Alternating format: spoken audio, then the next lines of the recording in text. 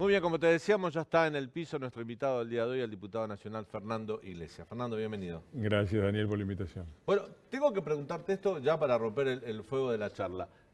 Lo has explicado, pero bueno, no en este canal, Nobleza Obliga. ¿Por qué te ausentaste en la votación del acuerdo con el FMI? Mirá, a ver, yo creo que nosotros tenemos un compromiso muy fuerte con el país, que era evitar el default, pero también tenemos un compromiso muy fuerte con el país productivo, es decir, la mitad de la Argentina que vive bancando a la otra mitad, ¿no? Y que ya no da más impuestos. Y tenemos un compromiso con la República. Entonces, a mí me parece que deberíamos haber negociado de otra manera, que nosotros tendríamos que haberle dicho al gobierno, muy bien, nosotros acompañamos con el endeudamiento, pero queremos un compromiso de no suban impuestos y queremos por lo menos 2 o 3 cosas básicas para la República, qué sé yo, boleta única, ficha limpia, Consejo de la Magistratura que sea constitucional. Entonces yo me encontré en una situación en donde tenía que decidir entre votar contra mis convicciones o votar diferente y contra la unidad. Y yo creo en la unidad de Juntos por el Cambio y siempre voy a estar a favor de la unidad de Juntos por el Cambio. Entonces me pareció que la única salida que había era no votar, así que así lo hice sin armar escándalo ni plantear diferencias. Ya de eso se encargan algunos, de agitar la interna. Pero me parece que era la única manera de respetar mi compromiso, de no votar contra mis convicciones, al mismo tiempo de no votar en contra de la unidad. ¿Influyó también el trato que le dispensó, por ejemplo, el presidente Alberto Fernández el día que inauguró el periodo de sesiones ordinarias en la Asamblea Legislativa, donde fue durísimo con la oposición y con el gobierno de Cambiemos? Martín Guzmán, cuando fue a la Comisión de Hacienda a explicar el acuerdo, distribuyó un documento que también era durísimo contra la gestión de Cambiemos, los culpaba de todo. Digo, como estrategia política hasta sonaba raro. Iban a pedir el apoyo, digamos, pegándole un cachetazo a quien le iba a pedir que te ayude. Y es fácil poner cosas que después estás dispuesto a sacar para obtener lo que tenías que obtener. Claro. ¿No? A mí me parece que Alberto y el gobierno querían evitar el default. De hecho, me parece que nos corrieron un poco con la vaina, porque tuvieron más de 90 votos, sin contar los votos de Juntos por el Cambio, tuvieron 90 votos, así que el quórum se hace con 129, o sea, tenían el quórum y tenían los votos. Me parece que pusieron algunas cosas como los fundamentos que estaban dispuestos a retirar, hicieron una enorme pantomima y bueno, a mí me parece decisivo entender el escenario en el que estamos. El escenario en el que estamos es que tenemos un gobierno delirante y psicopático. Delirante se ve en todos sus actos, no tiene la mínima lógica, ni la política exterior, ni la política económica, ni las peleas internas que tienen. Es todo un verdadero delirio, y un delirio de incapaces además. Y por el otro lado tenemos un gobierno psicopático que siempre va al frente, al mismo tiempo que son así, son muy eficaces en avanzar con su poder. Me parece que la actitud que nosotros tengamos frente a ellos, la dignidad con que nos paremos frente a estos psicópatas, el no dejarnos extorsionar, define las posibilidades de que la gente nos apoye y las posibilidades de que un futuro gobierno en el 2023 pueda cambiar las cosas. Nosotros, perdón que le hice tan larga, pero nosotros nos llamamos Juntos por el Cambio. No nos sirve estar por el cambio y separados, pero tampoco nos sirve estar juntos para no cambiar nada. Fernando, en estas horas se habla mucho, y vos sabes bien, sobre una posible ruptura dentro del frente oficialista. No sabemos si se va a dar mañana a la noche, el lunes, dentro de un mes, dentro de 2 meses, pero ya las diferencias no se ocultan. Hoy Cristina incluso tuvo una reunión con organismos de derechos humanos. Hablan del gobierno de Alberto Fernández como si no fuera el gobierno de ellos. Lo hizo el diputado del Cuervo Larroque también, el ministro de la Provincia de Buenos Aires, que habló del gobierno como si el gobierno fuera ajeno al partido al cual él pertenece. Del otro lado se dice, no, mirá que Alberto va a relanzar el gobierno, quizás haya un cambio de gabinete. ¿Hasta dónde puede acompañar la oposición? Porque si hay algo que tiene Alberto Fernández en estos momentos es debilidad política. Si el kirchnerismo le quita el apoyo, esa debilidad es mucho más notoria y le queda casi 2 años de mandato. ¿Hasta dónde van a apoyar ustedes y cómo van a apoyar?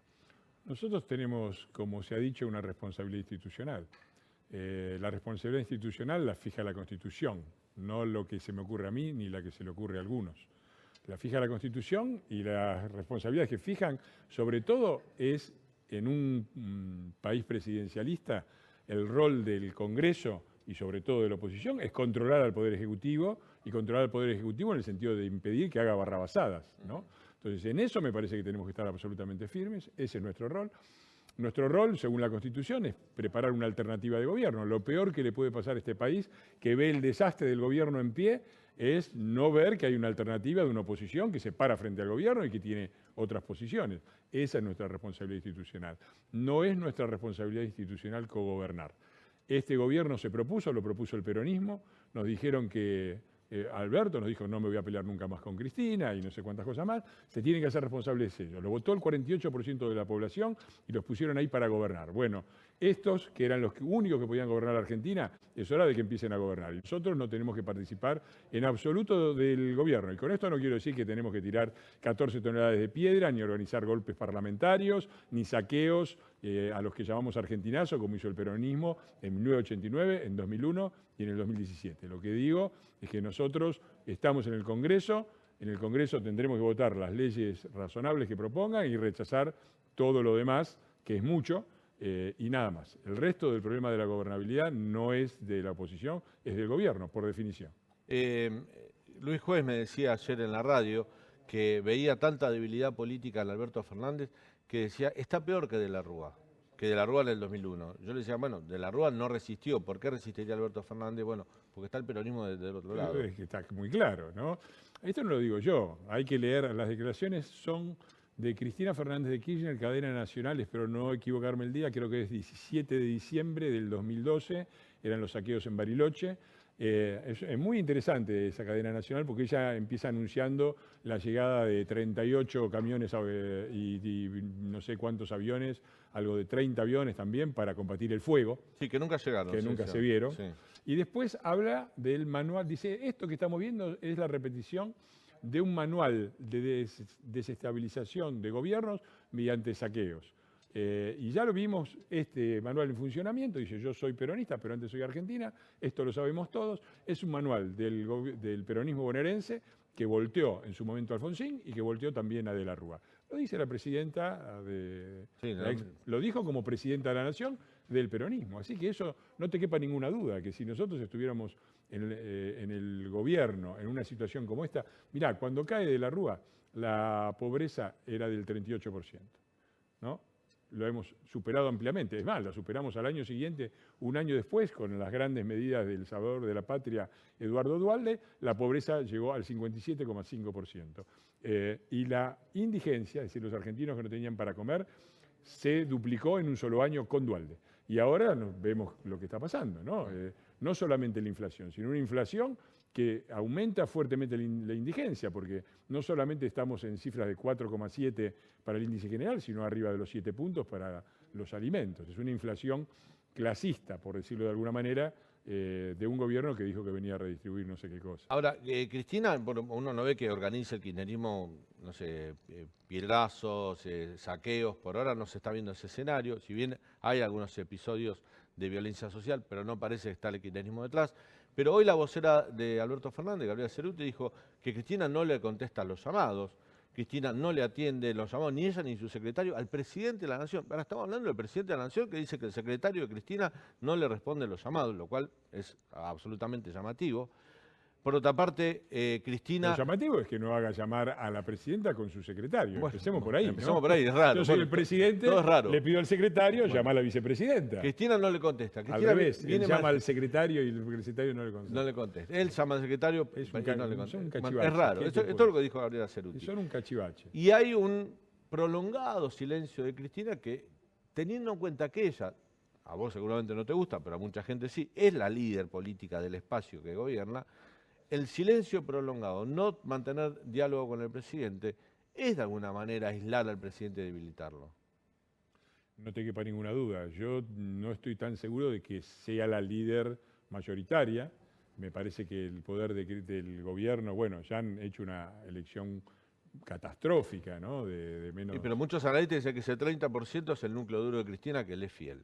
Bueno, eso puede ser. Eso no sigue no siendo la mayoría. Claro, pero el peronismo habla siempre de la mayoría, sí. Somos la mayoría, y son un tercio, ¿no? Así que la mayoría no son. Me parece que ahí, en esa interna del gobierno, hay un riesgo, que es el de participar, el de creer que nosotros como oposición tenemos un rol ahí y tenemos que... Me parece que es una de las cosas sobre las que he escrito ya bastante. ¿El saldo de esto cuál va a ser? ¿Que el que fracasó fue el kirchnerismo o el que fracasó fue el peronismo? Porque si me van a venir de nuevo que fracasó el kirchnerismo, pero el peronismo no, bueno, yo ya lo escuché tantas veces, claro. Lo escuchamos en la década del 90, era el menemismo, después fracasó el peronismo de izquierda, nunca, me parece que ese es un saldo definitivo. Acá hay un fracaso que es del peronismo, ha sido el peronismo. Cuando vos ves la cantidad de diputados, como se vio en la última sesión, la cantidad de diputados que maneja el kirchnerismo y los que maneja el peronismo, te das cuenta que la mayoría de ellos es el peronismo. Es decir, este es un gobierno peronista que se tiene que hacer cargo del gobierno y pagar los costos de lo que haga bien y tener los méritos de lo que haga bien y pagar los costos de lo que haga mal.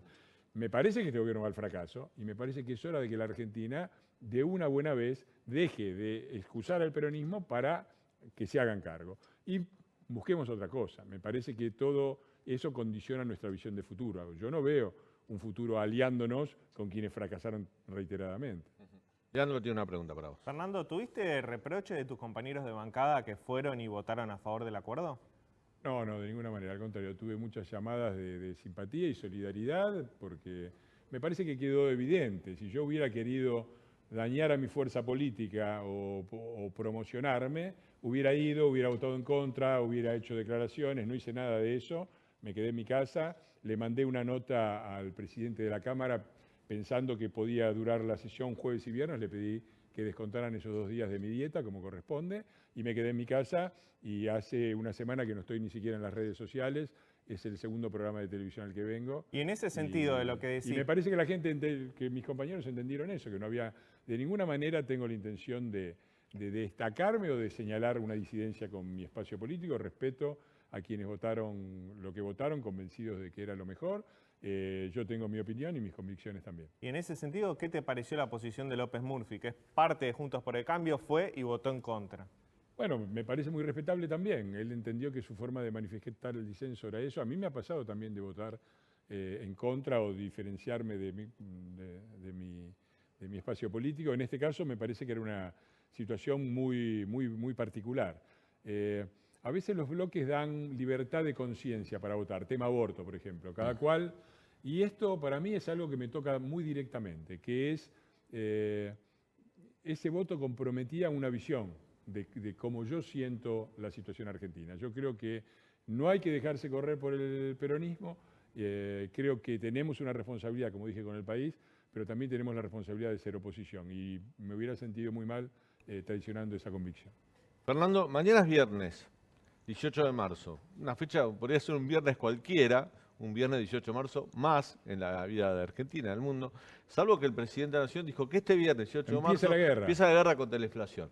27 meses después de haber asumido, yo saqué la cuenta, 2 años, 3 meses y 7 días después de haber asumido, empieza la guerra contra la inflación. Cuando la inflación cuando asumió ya era un problema, de hecho fue un problema que se fue agravando, 132,6% de la inflación acumulada desde que Alberto Fernández asumió hasta la fecha. Yo escribí algo al respecto de eso en el diario hoy y me llama la atención que un presidente diga con total naturalidad, el viernes me empiezo a ocupar de este tema, diga, un tema que ha empobrecido y que ha generado muchos problemas, te hace hacer malabares frente a la góndola a un montón de gente que no le alcanza la plata para comer. ¿Cómo lo ves?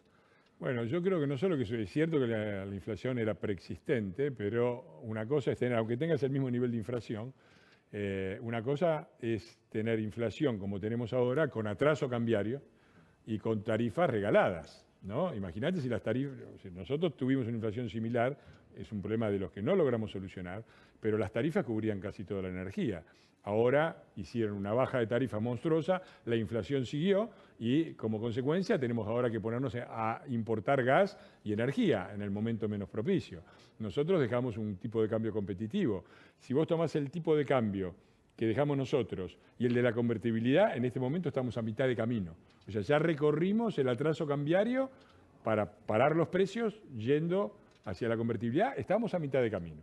Y la inflación no ha bajado. Y no ha bajado porque el gobierno... Subió. Si vos tomas en cuenta la inflación de los primeros 27 meses del gobierno de Cristina Kirchner, el segundo gobierno, Cristina acumuló 76% de inflación en 27 meses. Si tomás los primeros 27 meses de inflación del gobierno de Macri, la inflación fue del 75%. Y si tomás 27 meses de Alberto Fernández, fue del 132,6%. Bueno, te das cuenta que ahí hay un crecimiento notorio, ¿no? Enorme y esperable. Alberto Fernández fue el jefe de gabinete de Néstor Kirchner, que empezó su gobierno con una inflación del 3%. Y terminó, cuando se fue Alberto del gobierno en el 2008, la inflación estaba en el 27%. Es decir, la multiplicaron en un periodo de gobierno por 9 la inflación. Con el país creciendo, con los precios de commodity volando, igual le dieron a la maquinita y la multiplicaron por 9, que es el récord de todos los tiempos. Una cosa escandalosa. ¿Quién podía esperarse otra cosa de Alberto? Pero además hay causas concretas. Yo justamente estoy preparando un libro de tipo económico sobre el peronismo, que se llama Los días más felices, y estuve analizando esto. El plan Platita, que se aplicó el año pasado, es el remedio en chiquito y con menos recursos y menos tiempo de los días más felices peronistas.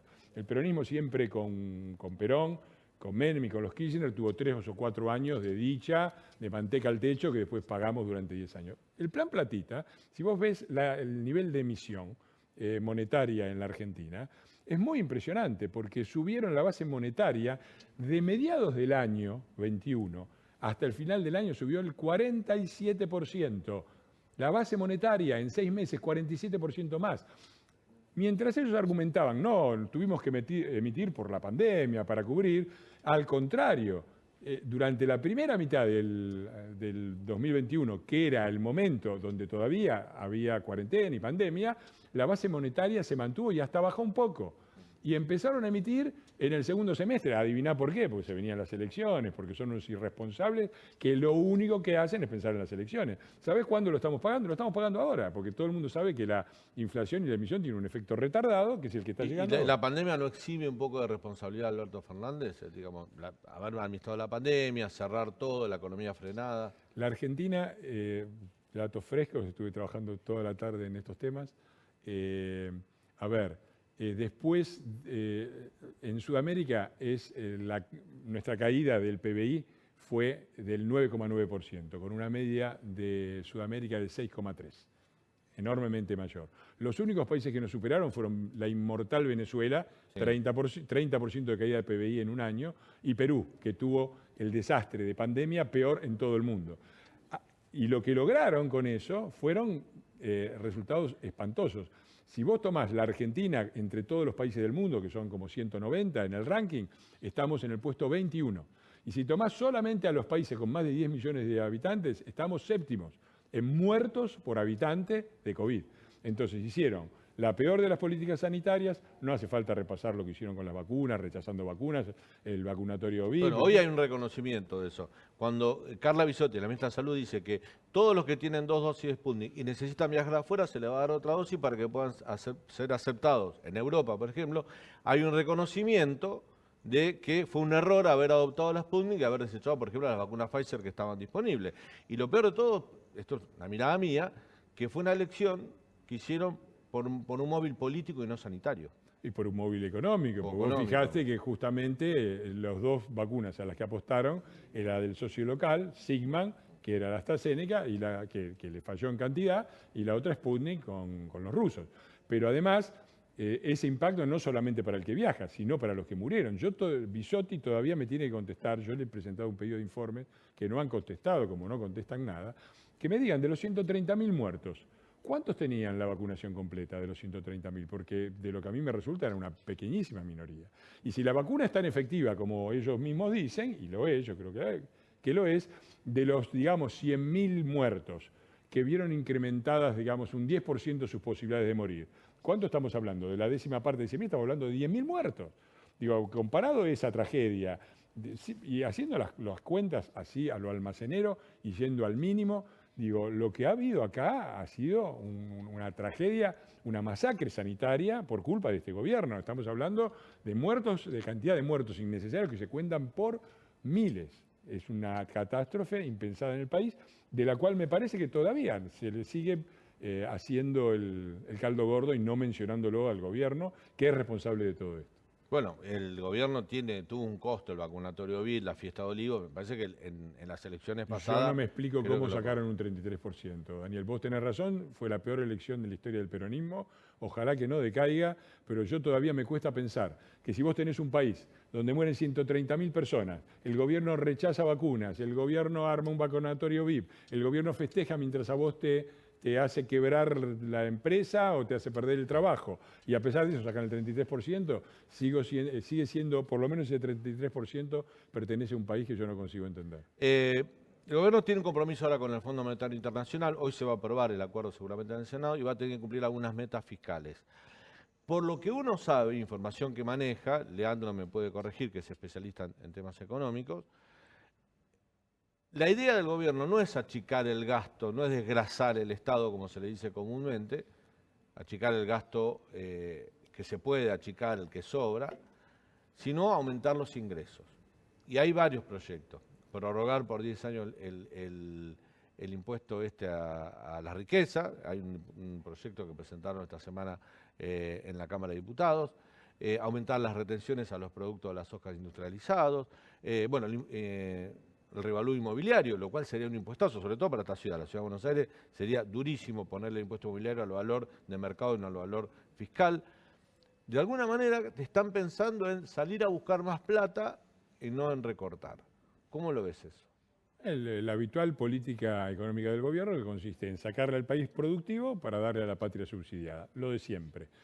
Pero aguanta esto, porque hace Juan Manuel López, compañero tuyo del Interbloque Yo creo que no tenemos decía, que... puede haber rebelión fiscal, me decía. Yo no sé lo que puede haber, nosotros tenemos una responsabilidad. Yo he presentado una ley, un proyecto de ley, que prohíbe cualquier tipo de aumento de impuestos por revalúo, por prórroga de impuestos excepcionales, por cualquier mecanismo, prohíbe el aumento de impuestos hasta final de 2023. Lo presenté antes de que se votara el acuerdo y estaba en línea con una declaración de la mesa directiva de Juntos por el Cambio, que decía el endeudamiento sí, pero tiene que haber un compromiso del gobierno de no aumentar los impuestos. Me parece que tenemos que volver a ese camino. Yo estuve hablando con las personas, digamos, las autoridades de mi bloque y las autoridades de mi partido político, el PRO, y creo que vamos a ir por ese lado, por relanzar esta idea de que la oposición se tiene que poner firme en que no pueden seguir aumentando impuestos porque la patria subsidiada está en dificultades, pero el país productivo no da más. No da más la clase media, no dan más las empresas, no da más, y si eso se cae todo el resto. Vos tenés ahora un escenario político distinto, ¿no?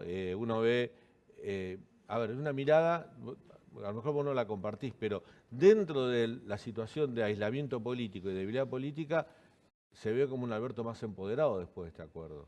¿Por qué digo esto? Porque como si Cristina le suelta la mano, es como que está más libre de tomar decisiones, ya no tiene que rendir tantas cuentas. ¿Y eso a vos te ilusiona o te hace temer? No, la verdad que no me ilusiona, pero me hace pensar que viene otra etapa distinta de gestión. Yo creo que Alberto Fernández es un obsecuente, claramente sufre una dependencia psicológica de Cristina enorme. Es un canalla al que no le importa nada, probablemente siga disfrutando con ser el presidente, que yo lo veo pasear por el Aquagym, ¿no? Y saludar a la gente como si viviéramos en un país normal. Son escenas surrealistas. Y la verdad es que no quiero vaticinar nada con respecto a lo que pueda hacer el gobierno. Me parece que, repito, nosotros no nos tenemos que meter ahí. Es un problema de ellos. Ellos son el Poder Ejecutivo, no nosotros. Ellos tienen que gobernar. Ellos dijeron que esta alianza entre el agua y el aceite podía gobernar la Argentina y ahora tienen que gobernar. No voy a hacer más comentarios. Mis sentimientos hacia el presidente me parece que son muy claros, no hace falta que los reitere. Fernando, yo sé que no sos exégeta de nadie, te conozco, no te gusta hablar por los demás, pero una mirada muy personal sobre la fórmula, el futuro de Juntos por el Cambio para el 2023. El radicalismo tiene a Gerardo Morales, a Facundo Manes, está Horacio Rodríguez Larreta, jefe de gobierno, son muy bien posicionados. ¿Mauricio Macri ya está fuera de carrera o puede competir? Hay que preguntarle a él. Me parece que... Pues yo te pedí que hables por él, digo por vos. No, hablo por mí. Yo digo que la evaluación que se hizo de su gestión fue tremendamente injusta, en mi opinión. Me parece que fue una gestión que tuvo un solo escollo importante, que fue el económico, pero en todo lo demás fue brillante, en todo lo que fuera energía, relaciones internacionales, modernización del Estado. Y en la parte económica, cuando uno hace el balance completo, yo creo que es un empate. Es cierto que los 2 últimos años fueron desde el punto de vista económico y social duros.